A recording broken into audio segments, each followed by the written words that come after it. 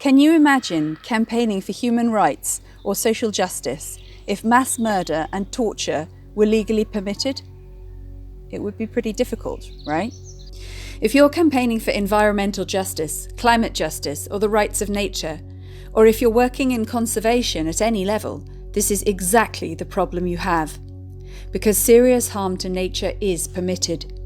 Destroying ecosystems right now is not a crime. At the time of recording this, during the COVID-19 pandemic, many polluting activities are on pause. But as the UN's Environment Chief has pointed out, nature has issued a warning. Pandemics could become more frequent if we return to destructive business as usual, because commercial exploitation and destruction of natural habitats and ecosystems upsets nature's balance.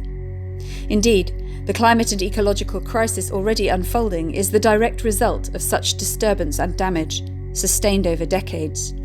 It is therefore imperative that we seize this moment to adjust our baseline rules, our laws, to temper corporate behaviour towards nature in order to preserve and nurture life. There is no baseline rule that prohibits serious harm to nature, harm that has brought us to the brink we now stand on. There's a key piece of the jigsaw that is missing. A crime that is happening all around us and described in many different ways, but which has yet to be clearly named, even by many who confront it regularly. That crime is ecocide. Just imagine how much easier it would be to protect what we love and what supports life, from honeybees to chimpanzees, from rivers to rainforests, from fertile soil to living oceans, from food resilience to land stewardship, if it were a crime to destroy ecosystems. It would make all the difference.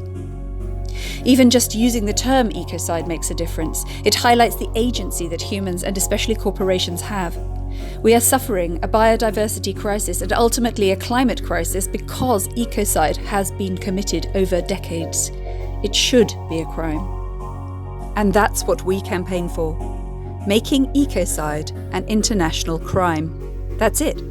That's what we do. Ours is the only global campaign dedicated specifically to that.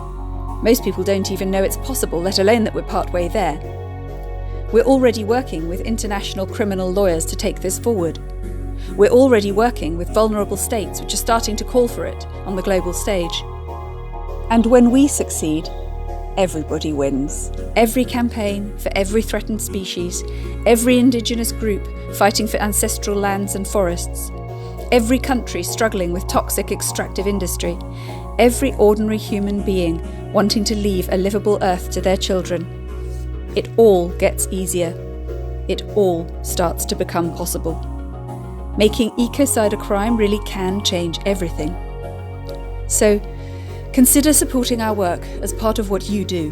Ecocide law is an essential offering to the discussion of how we avoid returning to destructive business as usual, as and when this pandemic is over. This is no longer just an idea whose time has come. It's the key missing piece to create a livable world.